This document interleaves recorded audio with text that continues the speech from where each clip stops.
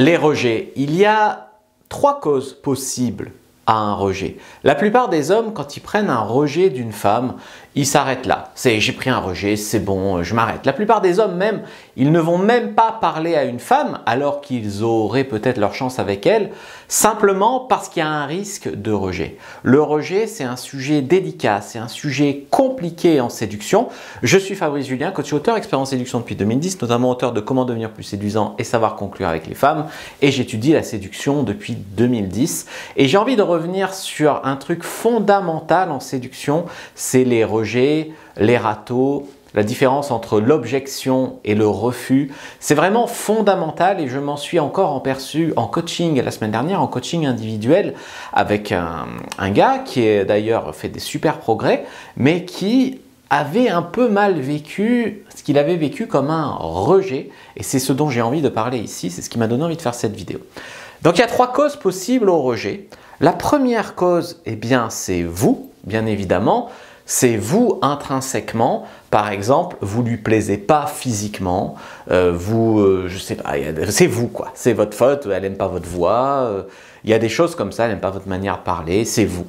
La première cause du rejet, ça peut être vous, c'est le premier paramètre du rejet. Sauf que, je suis désolé, mais si tu me regardes moi quand j'étais au lycée, au collège, alors j'avais un peu des boutons, j'avais les cheveux pleins de gel, j'étais un peu grassouillé, enfin, et puis en plus j'étais hyper timide.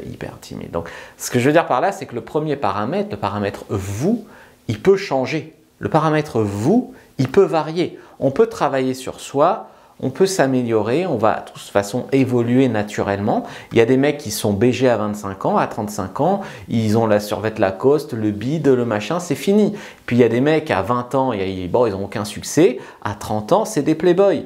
Donc ce que je veux dire par là, c'est que oui, le facteur vous, il fait mal, bien sûr, quand tu te fais rejeter pour qui tu es, mais finalement, c'est aussi quelque chose qui peut te faire un électrochoc parce qu'il n'y a rien de définitif. Je vais te dire, si tu étais une femme et qu'on te rejette parce que tu n'es pas belle, tu vois, ça fait mal, mais tu peux pas grand-chose y faire, tu vois. Oui, tu peux perdre un peu de poids, tu peux te maquiller mieux, tu peux t'habiller mieux, oui, il y a des petites choses que tu peux faire. Mais généralement, quand tu n'es pas belle, tu n'es pas belle. C'est triste, c'est terrible, mais c'est définitif. Tandis que chez un homme, souvent, c'est beaucoup plus le charisme, l'attitude, la situation sociale. Il y a beaucoup de choses qui finalement peuvent s'améliorer. Ta manière de poser ta voix, même si c'est ta voix qui ne plaît pas. Beaucoup de choses qui peuvent s'améliorer. Le deuxième paramètre, évidemment, c'est elle. Alors bien sûr, le premier c'est vous, donc le deuxième c'est elle. Donc si le deuxième c'est elle, ça veut dire quoi? Ça veut dire que peut-être elle est en couple et fidèle. À ce moment-là, elle est en couple avec un mec et ça se passe bien. Ou alors, elle est en couple avec un gars et le gars lui plaît beaucoup et elle a bon espoir que ça se passe bien. Ça se trouve, dans 6 mois, c'est fini sa relation. Mais dans l'instant, elle est dans l'euphorie de la rencontre. Elle est persuadée qu'elle a rencontré l'homme parfait. C'est elle, quoi. Donc, elle est en couple et fidèle. Elle est extrêmement de mauvaise humeur ce jour-là. J'en sais rien, son petit chat vient de mourir. Ou elle a ses règles. Alors ça, c'est une caricature, c'est pour rire, c'est pour faire enrager les féministes. Voilà. Non, mais c'est ça. Donc, elle vient de prendre un râteau par un mec qui lui plaisait. Du coup, il y a un mec qui vient la voir, elle lui met un méchant râteau pour se venger. Je veux dire, il y a des filles mesquines aussi, ça existe. Et là encore, je vais vous dire, ça peut changer. Ça peut changer parce que sa situation, par exemple, à elle, peut changer. Sa vision des hommes peut changer. Elle peut évoluer, elle aussi, bien sûr. Donc, ce qui peut changer, par exemple, c'est que si elle était en couple et fidèle, elle est célibataire. Ce qu'on appelle la fenêtre de tir. Il y a beaucoup d'hommes qui ne comprennent pas ce principe de fenêtre de tir. Il est très simple. Par exemple, moi, j'ai déjà dragué des filles. Elle te met un râteau. Enfin, c'est plutôt le contraire d'habitude. Mais alors, on va dire que là, elle me met un râteau. Puis un mois plus tard, tu la dragues en boîte, elle te met un râteau. Un mois plus tard, tu la vois sur Adopte un mec, tu la dragues, elle t'accepte ton charme, elle te rencontre et tu sors avec elle. Pourquoi tu es la même personne? Parce qu'à un moment, elle n'était pas dispo pour ça, ou elle n'était pas de cette humeur-là, ou elle voulait un gars grand, et puis ça lui a passé de voir des gars grands. Voilà. Donc elle peut évoluer. Ce que je veux dire, c'est que souvent, en fait, c'est plutôt le contraire. C'est que les mecs ratent la fenêtre de tir. Par exemple, à un moment, elle aurait voulu, par exemple en boîte, elle serait open pour sortir avec lui. Le gars, il tergiverse, je ne suis pas sûr, je vais peut-être prendre un rejet, j'ai pas assez de signes d'intérêt, encore, j'ose pas, machin. Il n'y va pas, il espère la recroiser. Effectivement, il la recroise, on va dire, dans la même boîte 2 semaines plus tard. Il y va, cette fois il dit « Oh, j'avais 2 semaines que j'attends de la revoir, cette fois j'y vais », et puis là il prend un râteau. Ben parce que en fait, la fenêtre de tir, c'était la première fois. En 2 semaines, sa situation à elle, elle peut changer. Et puis, il faut savoir que plus tu attends pour tenter ta chance avec une femme, plus ta valeur diminue, on va dire. Elle pense que tu es un sans-couille, elle pense que tu n'oses pas, elle pense que... voilà, il y a plein de choses qui font que plus tu attends, souvent, plus ta valeur diminue. Alors, il y a des cas où, bien sûr, ta valeur augmente. C'est quand tu lui plais pas au début et puis qu'elle découvre tes qualités. Mais enfin, ça, c'est Disney, ça. Donc, voilà. Donc, souvent, sa situation à elle peut changer. Donc toi, tu peux changer, tu peux évoluer, premier facteur. Deuxième facteur, elle, sa situation à elle peut changer. Donc ne rate pas la fenêtre de tir. Et parfois, quand tu prends un râteau, essaye de comprendre pourquoi le râteau. Parce que des fois, le râteau, il ne tient pas à toi. Des fois, le râteau, il tient simplement qu'à ce moment-là, elle est en couple et elle veut essayer un truc avec ce gars-là. Et puis 3 semaines plus tard, elle n'est plus avec lui. Et là, elle te dirait oui. Sauf que toi, comme tu rages d'avoir pris un râteau, tu retentes plus rien et tu passes à côté. Alors je suis d'accord que ce n'est pas parfait du côté des filles non plus. Le troisième facteur, bien sûr, c'est l'interaction. L'interaction, alors ça, c'est un des trucs les plus absurdes que j'ai vus en drague, mais c'est des choses comme ça. Alors par exemple, c'est l'interaction, c'est que c'est pas le bon moment. Voilà, c'est pas le bon moment. Je vais au travail, tu m'aurais abordé quand je rentrais du travail, c'était le bon moment. Donc ça, c'est absurde. Après, c'est pas le bon endroit. On drague pas dans la rue. Par contre, si je t'avais rencontré en boîte, je serais sorti avec toi. Voilà. Après, elle aurait voulu que tu t'y prennes autrement. Par exemple, que tu te dises une autre phrase d'approche, voilà, parce qu'elle n'a pas ri à ta phrase d'approche, par exemple. Ou alors, tu la dragues devant ses copines, tu sais pas qu'il faut isoler une fille, parce que souvent, il faut isoler une fille quand, on va dire que tu es dans un bar avec devant ses copines, etc. Tu peux faire connaissance, tu peux monter la valeur, etc. Mais ce qui se passe, c'est que souvent, devant ses copines, elle aime bien un peu de discrétion pour conclure, surtout s'il y a des potes hommes, peut-être. Et donc, en fait, ce qu'il faut faire ici, c'est simplement lui proposer d'isoler. On va au fumoir, on va devant la boîte, je te raccompagne chez toi. Enfin, voilà, essayer de l'isoler. Et quand tu l'as isolée, là, souvent, elle dit oui. Alors qu'en public, souvent, les femmes disent non. Alors, il y a des femmes qui se font embrasser en public, bien sûr, mais souvent, c'est un problème aussi, c'est qu'en public, en privé, elle fait des choses, et puis en privé, plutôt, elle fait des choses, et en public, il y a son image sociale à elle qui rentre en jeu et tout ça. Donc là encore, tout ce qui est l'interaction, ça peut changer. Ça peut changer, des fois ça tient à rien du tout. Des fois vraiment ça tient à rien du tout. J'en veux pour preuve des interactions que j'ai eues avec des filles où tu dragues une fille dans un contexte, elle veut pas, et puis dans un autre contexte tu la recroises, elle te reconnaît pas, hein, mais elle veut. Bon, voilà, c'est comme ça. Donc ça tient à pas grand chose. Alors ce qu'il faut savoir sur le rejet, c'est qu'un rejet, il peut ou peut ne pas être sans conséquence. Par exemple, en environnement fermé, il y a ce qu'on appelle une présélection négative. C'est quoi une présélection négative? C'est par exemple si tu es en boîte de nuit et que tu vas draguer des filles et que les filles te voient prendre des rejets, d'accord, elles te voient prendre des râteaux, eh bien ça fait baisser ta cote de popularité, on va dire, et tu as tendance à avoir moins de rejets avec une fille parce que les filles se disent il s'est pris un râteau par 3 meufs, je vais quand même pas le prendre moi, tu vois.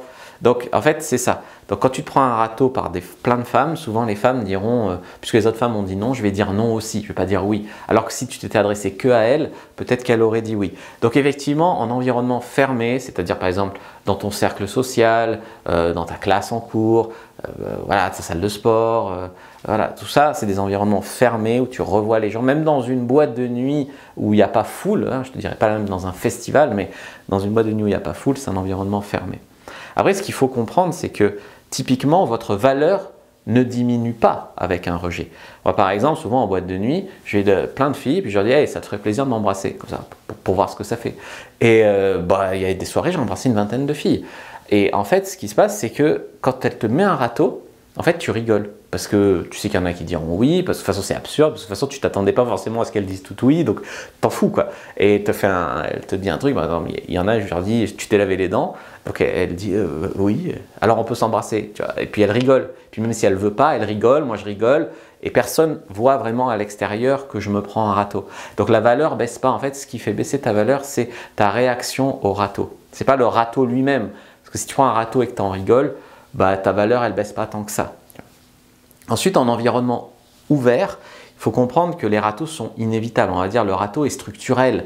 Quand tu dragues dans la rue, quand tu dragues dans un festival ou dans une énorme boîte de nuit où il y a plusieurs étages, où tu as l'impression qu'il y a des filles à l'infini, le râteau est structurel parce que si tu as énormément de choix, elles aussi, et que parce que de toute façon, comme je te dis, quand tu dragues, tu t'attends pas à ce que toutes les filles disent oui, c'est même pas le but. Le but, c'est que tu aies un taux de réussite de 10-20% et que, par exemple, quand tu abordes 5, 6, 7, 10 filles, tu repars avec une fille. Voilà, c'est ça typiquement la drague. Et donc, ce qui se passe, c'est que c'est inévitable parce que si tu t'attends à rentrer avec une fille en abordant 20, par exemple, tu t'attends aussi à ce qu'il y en ait 19 qui disent non. Et c'est normal, et c'est pas si grave.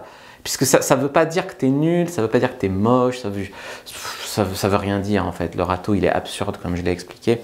Donc en fait, là, en environnement ouvert, en fait, ce qu'il faut comprendre, c'est qu'on ne fait pas d'omelette sans casser des œufs, tout simplement. Voilà, on ne casse pas des chattes sans faire d'omelette. Non, c'est pas ça qui m'a écrit ce texte. Bon, et donc ce que je veux dire par là, c'est que là, tu comprends que ce n'est qu'un jeu, que c'est un petit peu absurde et qu'en environnement ouvert, c'est normal de prendre des râteaux. Donc tu y vas, t'en prends, t'en bouffes, tu progresses, tu te désensibilises à ça.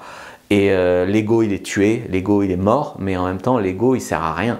L'ego, c'est ce qui te fait dire « j'ai pas envie d'aller prendre des râteaux par des meufs, je préfère sortir avec aucune meuf, baiser aucune meuf, parce qu'au moins je prends pas de râteau. » Ou alors je préfère être 100% sûr avant de tenter la chance, même si je tente ma chance 2 fois par an, alors qu'il y a un gars, il tente sa chance 500 fois par an, il sort avec 50 nanas. Toi, tu tentes ta chance 2 fois par an, tu sors avec une nana, mais tu préfères ça parce que tu prends pas de râteau. Ce qui est absurde en fait, mais c'est émotionnel, c'est un raisonnement émotionnel. Donc il faut arriver à tuer l'ego. Et puis ensuite, comme j'ai expliqué, le râteau, c'est plutôt à nous de le prendre, déjà parce que le pouvoir sexuel est entre les mains des femmes dans notre pays. Donc tu vois bien sur Tinder, même si tu es une fille pas terrible, je veux dire, tu fais des expériences sociales avec des filles qui physiquement n'obéissent pas aux normes de la société, on va dire, eh bien tu as 200, 300 mecs dans la soirée qui veulent te baiser sur Tinder. Par contre, tu es un mec, tu peux me prendre un mec mignon avec quelques signes de richesse, une belle chemise, voilà. Tu auras peut-être un match dans la soirée, 2, 3 peut-être. Voilà, c'est juste normal, là encore, c'est structurel, c'est sociétal. Et donc, ce qui fait qu'en plus de ça, si une fille, tu lui dis non, tu me plais pas, ça a un côté définitif. Je t'ai dit oui, elle peut perdre 50 kilos, ou oui, elle peut changer totalement de look, mais quelles filles font ça dans la vie? C'est très très rare, les femmes qui ont la force de caractère de faire ça. Donc quelque part, quand tu mets un râteau à une fille, c'est souvent à 80% pour son physique, eh bien c'est définitif. Tandis que toi, comme tu le sais, c'est à 20% pour ton physique, les râteaux, 80% pour ton attitude, ta manière de t'y être pris, le bon, le mauvais moment, etc. Donc toi, c'est rattrapable. Et c'est aussi pour ça que souvent, c'est l'homme qui doit faire le premier pas, parce que le râteau finalement fait moins mal à l'homme. En tout cas, les femmes aiment bien croire ça. Donc, en plus, il y a plein de femmes qui croient que si un homme ne vient pas leur parler, c'est qu'elle ne leur plaise pas. Elles croient que l'homme, en fait, est super confiant, que l'homme a une confiance en lui absolue et que dès qu'il voit une fille qui lui plaît, il va lui parler. Donc, elle part du principe que si le mec qui lui plaît ne vient pas lui parler, c'est qu'elle ne lui plaît pas. C'est simple comme raisonnement, c'est facile. Mais en fait, ça ne marche pas comme ça, pas du tout. Mais il y a beaucoup de femmes, je te jure, je coach les femmes sur ma chaîne pour femmes, qui pensent vraiment que si un mec ne vient pas leur parler, eh bien, c'est qu'elle ne leur plaise pas. C'est tout. Elle pense ça, à un moment, c'est difficile d'aller parler à une fille, on en a marre de se faire insulter quand on va draguer des filles, voilà, nous aussi le râteau ça nous saoule. Non, pense pas à ça, pense que c'est simple, l'homme est ultra confiant, il a ultra confiance en lui, c'est tout, c'est facile comme raisonnement pour une fille. Voilà, ça il faut le savoir. Donc voilà pourquoi c'est à nous d'aborder, et puis parce que, donc, comme je te dis, on peut changer notre approche, on peut changer notre physique plus facilement, en tout cas notre look, notre charisme, on va dire, notre attitude, notre situation financière, tout ça on peut le changer beaucoup plus. Et ensuite, il faut différencier résistance et rejet, c'est le dernier point sur lequel je voulais aller dans cette vidéo. En fait, c'est que résistance et rejet, plutôt objection et rejet. En fait, résistance, oui, alors résistance, de nos jours, c'est très mal connoté. C'est pas comme papy fait de la résistance, là, c'est mamie. Mais en fait, c'est quoi? C'est que, par exemple, une fille, des fois, elle veut être sûre que tu es vraiment intéressé par elle. Tu vois? Donc, en fait, elle te dit non pour que tu persévères, pour être sûr que tu es intéressé par elle. Alors, je te parle pas des filles que tu suis dans la rue, il ne faut pas suivre les filles dans la rue, que tu suis dans la rue, que tu emmerdes. Non, elles te disent non, c'est un non. Donc, il faut vraiment différencier le refus de l'objection. Par exemple, quand une fille te dit « je sais pas, est-ce que tu dis ça à toutes les filles ?» Ça, c'est une objection. « Je sais pas, parce que là, je sors avec un gars depuis 3 jours. » Ça, c'est une objection. Par exemple, il y a une caméra cachée que tu peux voir sur YouTube où je drague une fille en boîte et simplement je vais lui dire « ça te ferait plaisir de m'embrasser ?» Et la fille dit « non, parce qu'il y a un autre gars là-bas qui me plaît dans la boîte, on fait des regards depuis tout à l'heure. » J'ai dit « ok, ben en fait, tu peux avoir les deux. Tu peux m'embrasser moi et puis après, tu vas draguer ton gars. » « Allez, d'accord. » Et là, elle m'embrasse. Donc tu vois, ça c'est encore qu'ils vont me traiter de fake, mais il y a une caméra cachée sur YouTube. Donc en fait, tu vois, ce qui se passe des fois, c'est que c'est une objection. Donc quand c'est une objection, c'est comme cette fille, je raconte toujours la même histoire, je crois, mais c'est parce qu'elle est extrêmement marquante. Cette fille-là qui est venue chez moi, on s'embrasse sur le lit, tout ça, puis au moment de coucher avec elle, elle me dit non, parce que tu as l'air d'être un mec qui couche avec beaucoup de filles. Alors, je lui dis pas tant que ça, un peu, enfin tu vois, toujours tu minimises. Et la fille, elle te dit tu dois avoir des MST. Donc j'ai compris que l'objection, c'était pas de coucher avec moi, c'était d'avoir des MST. Je dis ah bon, mais j'attends, j'ai un test récent, le test il avait 2 semaines. Tac, je lui ai sorti le test, pas de MST. Ah ben on a couché ensemble. Tu vois, ça a dédramatisé le truc et on a couché ensemble. Des fois, c'est une objection. Donc l'objection, il faut y répondre. C'est comme des fois le gars qui se prend un rejet par une fille. Enfin, il envoie un SMS avec une fille, veux-tu aller boire un verre? La fille fait semblant de pas recevoir le SMS. Après, il va la voir, t'as vu mon SMS? Non, j'ai pas vu ton SMS. Ou est-ce qu'on va boire un verre? Je sais pas. Je sais pas. Et le gars se contente de cette réponse et il arrête. Donc en fait, il faut un petit peu plus creuser. Enfin, est-ce que tu as un copain? Est-ce que c'est une relation, par exemple, au boulot qui te dérange? Ou est-ce que je te plais pas du tout? Enfin, voilà. Et il faut essayer de savoir un petit peu, il faut avoir le courage, finalement, de creuser, d'aller demander, d'aller chercher quelle est la raison. Et est-ce que c'est quelque chose qui peut changer?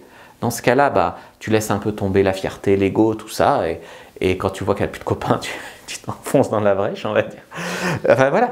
C'est ça la drague, c'est pas toujours de l'honneur, enfin si c'est de l'honneur, mais c'est pas de la fierté, de l'ego, c'est pas toujours très propre, mais c'est réaliste, c'est le terrain, c'est l'humain, et l'humain, comme tu sais, il n'est pas parfait, et c'est comme ça que ça marche, quoi. Donc en fait, ce que je veux dire, c'est que si tu as une objection, c'est de répondre à l'objection. Si tu arrives à analyser la cause du rejet, vois si elle peut changer. Ça peut aussi être, même si c'est toi, ça peut aussi être le déclencheur. Si par exemple les filles qui te plaisent te mettent toujours des rejets, essaye de comprendre, peut-être il faut que tu changes ton look par exemple, donc c'est peut-être toi. Et ensuite, si tu veux, si c'est simplement une objection, tu persévères un peu. Et si c'est définitif, par exemple, non, je suis lesbienne, voilà. Non, je suis lesbienne, ça plaira à toutes les féministes qui me regardent. Non, je suis lesbienne, tu laisses tomber, tu l'emmerdes plus. Voilà. Que ça soit vrai ou pas, on n'est pas là pour entrer dans des débats à la con. Si c'est quelque chose de ferme, de définitif, etc., tu laisses tomber. Si c'est, je sais pas, machin, bon, voilà, c'est pas pareil. C'est aussi le job des femmes de dire oui ou non. Voilà, parce que souvent les femmes, c'est il me harcèle. Mais tu lui as dit non, tu lui as dit que tu n'étais pas intéressé. Ah non, dis-lui, commence par là, tu vois. Commence par là. Après, ça ne justifie en rien les mecs qui harcèlent les meufs, on est bien d'accord. Mais quand même, à partir du moment où tu as un non, un rejet, un non clair et définitif, là tu laisses tomber. Donc en cas de rejet, ça ne sert à rien.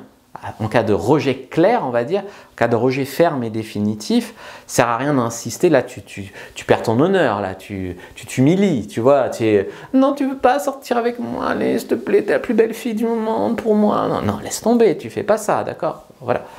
Donc, en fait, la conclusion, c'est faites de votre mieux, même si tu as compris que c'est structurel le rejet, que tu as compris que en t'améliorant, tu peux augmenter statistiquement ton taux de réussite, ça ne veut pas dire qu'il faut juste faire du chiffre. Faire du chiffre, ça fait partie du jeu, on est d'accord. Mais tu as aussi amélioré tes approches, plein de choses comme ça. Donc faites vraiment de votre mieux et ne prenez pas les rejets toujours personnellement. Parce que si tu prends le rejet par défaut personnellement, tu vas rater beaucoup de nanas. Je pourrais te raconter des tas d'aventures où ça commence par non et ça finit par oui. Parce que par exemple, comme je t'ai dit, elle voulait voir mon test de MST. Ou parce qu'en fait, il y avait un autre gars qui lui plaisait, elle croyait que je voulais un couple. Alors moi, je voulais juste coucher avec elle. Alors que là, elle était d'accord, juste pour du sexe. Voilà, il y a plein de raisons comme ça qui font que... Après, des fois, c'est personnel. Il y a une fille comme ça qui me met un râteau. Alors en fait, je te raconte une dernière histoire, parce que de toute façon, cette vidéo est déjà trop longue. Je te raconte une dernière histoire. Donc, en fait, je drague cette fille sur Adopte un mec. Donc on commence à se chauffer un petit peu, on se donne rendez-vous aux Allées Provençales à Aix, donc on se voit, je leur donne rendez-vous, on marche un peu dans la rue, puis on avait convenu que si on se plaisait, on allait chez moi, donc je propose d'aller chez moi. Elle vient chez moi, se passe pas grand chose, on boit un verre d'eau, bon, au bout d'un moment je lui dis tu veux qu'on aille dans la chambre? Elle me dit oui, donc là on couche ensemble, basique quoi, on couche ensemble, et puis là en fait après elle rentre chez elle et plus de nouvelles. Plus de nouvelles pendant 1 an, dis-toi, gars, 1 an. 1 an, plus de nouvelles. Bon, alors, moi je m'en fous, tu sais, une fille me rappelle pas après avoir couché avec moi, comme j'en ai d'autres, en fait je la rappelle pas non plus, et je m'en fous. Mais elle était mignonne, mais bon, si tu veux, elle me rappelle pas, elle me rappelle pas. Et au bout d'un an, elle m'envoie un message. Salut, c'est... comment s'appelait elle? Margot. Salut, c'est Margot. On a passé un bon moment l'autre fois, est-ce que ça te dirait qu'on se revoit? Un an après, ou quasiment, quoi, 9 mois, un an après. Et là je fais... Waouh. Bon, et je lui dis... oui, pourquoi pas, on se revoit, machin. Et là, elle me répond, en fait, j'ai parlé de toi à un copain et il m'a dit que il t'a vu sur un site porno et moi, je veux pas être avec un gars qui fait du porno, alors finalement, non. Elle me rappelle, au bout d'un an, elle me propose de se voir. Je réponds, on papote, genre une semaine, et puis au bout d'un moment, elle me dit ça. Moment où, genre, où tu vas concrétiser, donc peut-être qu'elle a flippé de se revoir, ou que j'en sais rien, hein, ou que vraiment elle a dit je vais revoir ce gars et qu'il y a un gars qui m'a reconnu de YouTube ou de porno. et donc voilà, donc tu vois, des fois c'est absurde. Alors je vais pas le prendre personnellement ce rejet, déjà parce que j'ai déjà couché avec elle, et ensuite parce qu'elle m'a en plus rappelé qu'elle était contente du service, et en plus parce que la raison du rejet, c'est qu'elle m'a vu sur un site porno, qu'est-ce que j'en ai à battre, qu'est-ce que j'en ai à foutre, tu vois. Donc c'est pas ma valeur intrinsèque, tu vois. Donc voilà, pour ces anecdotes sur le rejet. Si vous avez des questions sur le thème du rejet, vous me les laissez en commentaire, je répondrai avec grand plaisir. Likez, commentez, partagez. C'est du travail cette vidéo, on a fait un petit peu le tour du sujet du rejet. Donc dites-moi ce que vous en avez pensé. Vraiment, c'est important. Merci d'avoir regardé jusqu'au bout. Merci pour le watch time. Likez et prenez votre fiche dans la description de la vidéo. Premier lien, commentaire épinglé.